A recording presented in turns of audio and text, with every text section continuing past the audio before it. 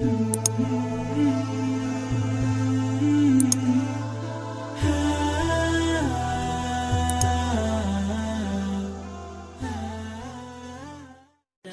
beristighfar setiap waktunya. Bukan hanya beristighfar dari ghibah, bukan hanya kita tobat dari dosa kita kepada saudara kita, tapi termasuk di antara tobat yang terus kita lakukan adalah, ya Allah, Allahumma la taj'alid dunya akbaru hammina. Ya Allah, jangan engkau jadikan dunia itu obsesi terbesar dalam kehidupan kami. Wala mablagha ilmina, dan jangan engkau jadikan dunia itu tujuan terbesar kami menuntut ilmu. Karena sejatinya Allah itu bukan hanya benci kepada mereka yang berzina, tapi sejatinya Allah itu benci kepada mereka yang beramal. Mereka berkata, mereka berbuat, tapi di balik setiap perbuatan mereka bukan ridho Allah yang mereka tuju yang pertama, tapi yang mereka tuju pertama hanya untuk memperbaiki kehidupan dunia yang sejatinya mereka akan tinggalkan. Makanya kemarin saya sampaikan kan, dakwah itu yang paling susah apa sih? Jaga niat. Susah luar biasa. Tapi inilah yang akan menjadi perhatian, karena spotlightnya Allah itu ketika menyorot kehidupan manusia itu, yang disorot oleh Allah itu pertama kali hatinya.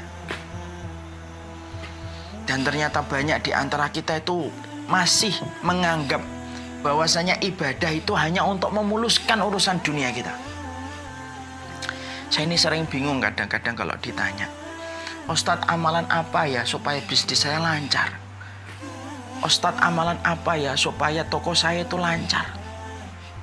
Padahal kalau kita kemudian sudah menjadikan ibadah yang Allah syariatkan untuk kehidupan dunia, pada saat itulah kita telah lancang di hadapan Allah, dan kita tidak berakhlak kepada Allah, tidak beretika kepada Allah, tidak sopan kita kepada Allah. Allah yang memberikan nikmat, Allah yang memberikan semua fasilitas dalam hidupmu, tapi engkau jadikan tujuanmu bukan ridhonya Allah, tapi hanya untuk dunia yang ingin kamu dapatkan.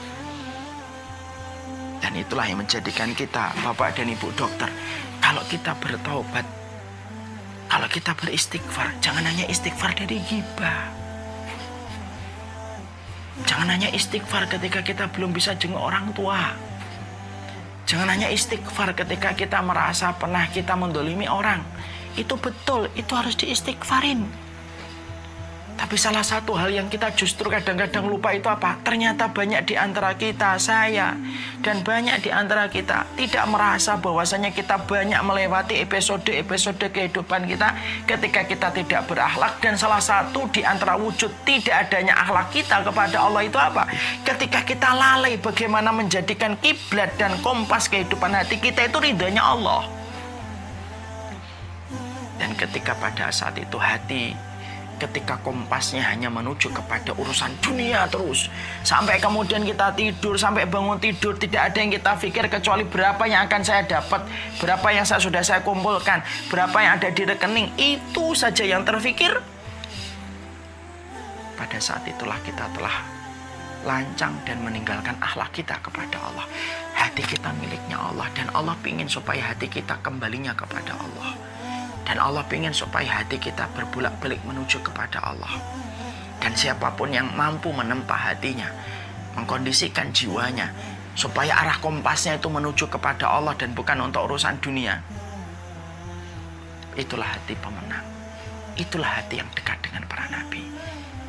Itulah hati yang Allah ridhoi. Itulah hati yang Allah haramkan dari api neraka. Hati yang meniatkan selalu yang pertama adalah urusan akhirat, yaitu ridhonya Allah.